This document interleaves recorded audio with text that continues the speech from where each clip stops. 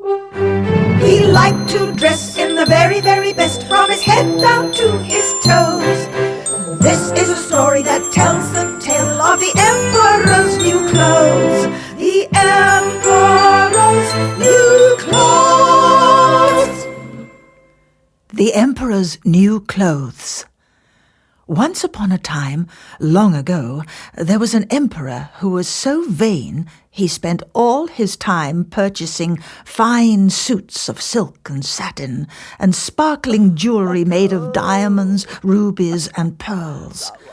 He ignored all his subjects and even his family, choosing to spend most of his time preening in front of the mirror.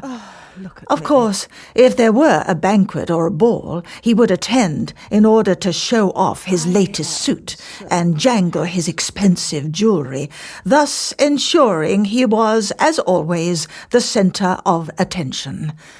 The emperor was so vain, he used to change his suits at least 6 times a day. "Oh, how wonderful I look in my finery," he would say, much to the courtiers' amusement.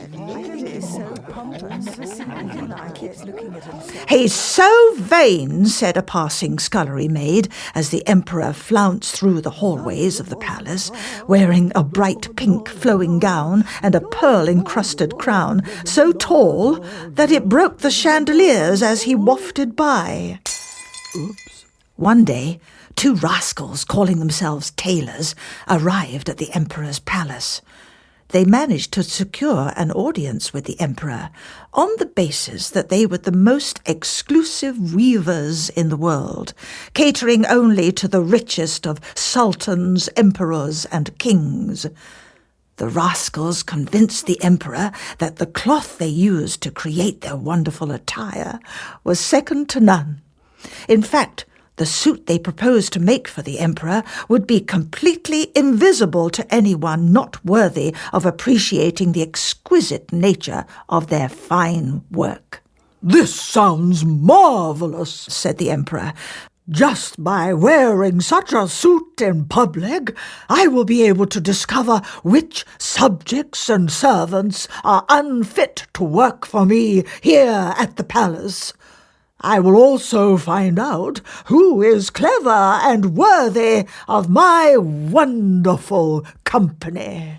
He gave the so-called tailors 12 bags of gold and told them to get to work on his new suit immediately. The rascals set up their looms and pretended to work hard on the emperor's new clothes. In fact, they did nothing more than go through the motions of making the suit. "Just keep looking busy," said one. "Don't worry," said the other. "I will. I want to leave this palace alive with 12 bags of gold." Every now and then, the emperor would pop his head around the door to check how his new suit was developing. "How's it going?" The rascals at their empty looms managed to assure His Highness that the job was almost complete. The emperor initially convinced himself that he could see the marvelous work created by these 2 rogues and showed several of his close advisers the work in progress.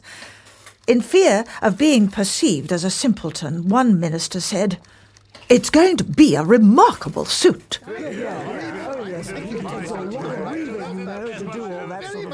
"I agree," said another, covering up for the fact that he could see nothing at all.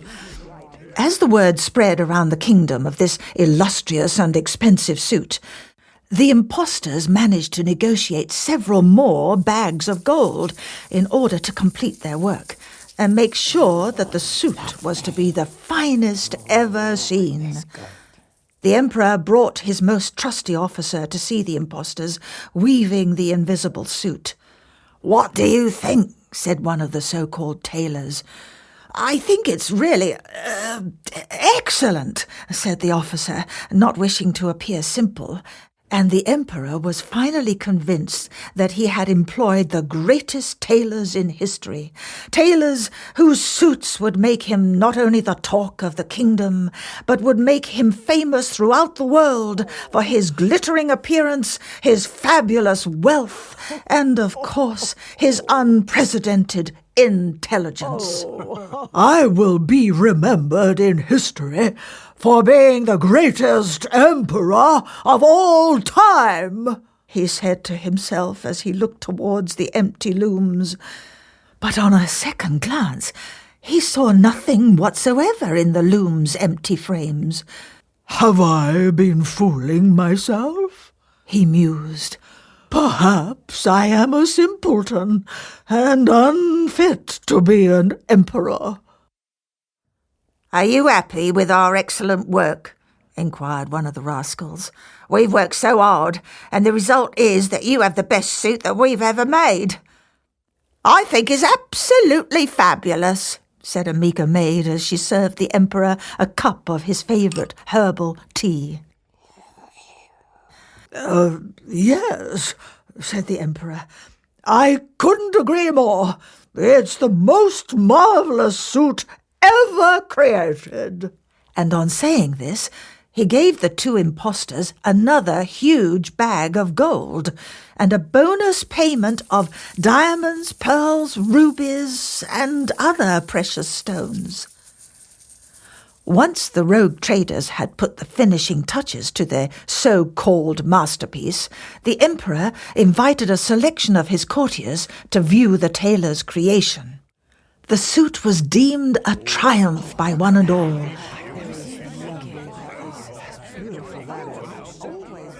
Despite the fact that in reality the courtiers were already whispering that the suit might not actually exist. One of the emperor's slightly mischievous courtiers boldly made a suggestion, loudly for all to hear. This suit is so important that we should have a procession through the streets for all the good people of the kingdom to see. I agree. That's a great idea, said the emperor's wife, with as much mischief in her voice as the courtier who had made the outrageous suggestion. I agree, said the slightly hesitant emperor. A date was set for a huge procession and street party in which the emperor would show off his new clothes. The night before the procession, the emperor could not sleep and paced around his bedroom in his ostentatious satin pajamas, muttering to himself,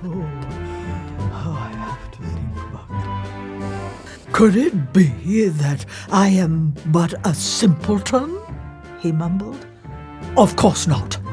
It is as clear as day that the suit I am to wear at the procession is the most noble suit ever to be worn, he replied to himself, thus justifying the reason for going on a procession that would put him on display to the entire kingdom. Stop worrying, said the empress. You need some rest. Tomorrow is your big day. You're right, said the emperor. It's just a matter of last-minute nerves. The empress gave him a cup of herbal tea in order to relax him and grant her husband a few hours of precious sleep. During his deep sleep, he dreamt of a rapturous reception, not just from the people of his kingdom, but from the whole wide world. In his dream, his suit was the talk of noblemen and royal circles across the globe. "Ha! This man is genius to have such a suit made," said one noted royal from a far-flung land. He is fit to rule the world, said another well-known, very important person. However, in the morning, when the emperor woke from his deep sleep, he was feeling a little uneasy and restless, despite giving out an aura that exuded both arrogance and confidence in equal measures. Today is the day that my importance will be realized by one and all. He boasted to the Empress. Today will certainly be an interesting one, replied the Empress, and I am sure the good people of the kingdom will be talking about the event for years to come. On the big day, the two impostors draped the Emperor in his new invisible attire. "Oh, that jacket suits you," said one with a sly, crooked smile on his face. "The trousers and gown are a joy to behold," said the other, as he went through the motions of fitting the Emperor with the fictitious suit. "There you go, Your Highness." Once the fitting was complete, the deluded Emperor gazed at himself in the looking-glass and vainly gave a twirl, gaining applause from the maids, servants, ministers, and courtiers who were by now pandering to his every need. The Emperor was then transported by a horse-drawn carriage through the kingdom, wearing nothing more than the invisible suit. Behind him, in the open-top carriage, were the two newly appointed royal tailors who were wearing some spectacular clothes purchased with the money they had accumulated through their ill-gotten gains. "How good we look compared with that fool," said one. "I know. It's great, isn't it?" said the other, as they waved to the crowds along with the vain and delirious Emperor. The crowd cheered and waved with delight as their ruler gave a twirl in order to give his now hysterical fans a good look at his glamorous new suit. "But look," shouted an old apple woman. "the Emperor is wearing nothing at all. He has no clothes on whatsoever." "She's right, you know," said a beggar, pointing at the Emperor in sheer disbelief. In no time at all, the crowd was gasping in shock and even booing the now humiliated Emperor. The mortified Emperor suddenly went bright red as he came to realize that he had made a complete fool of himself. He turned round and looked towards the tailors, who in turn leapt from the carriage and disappeared into the crowd. "Quick, let's get out of here." And as they did so, they dropped all their gold and precious stones on the street. The beggars and poorest members of the kingdom scrambled to pick up the impostors' lost treasures. This caught the Emperor's eye, and it gave him some level of satisfaction. At least through his own ridiculous vanity, something positive had happened. Someone other than the Emperor had gained from his vast wealth.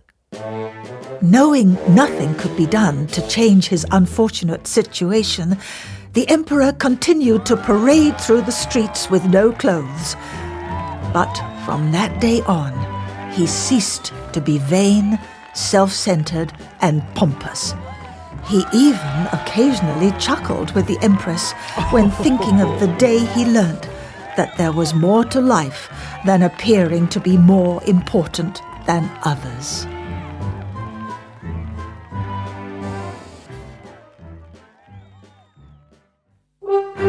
He liked to dress in the very, very best, from his head down to his toes.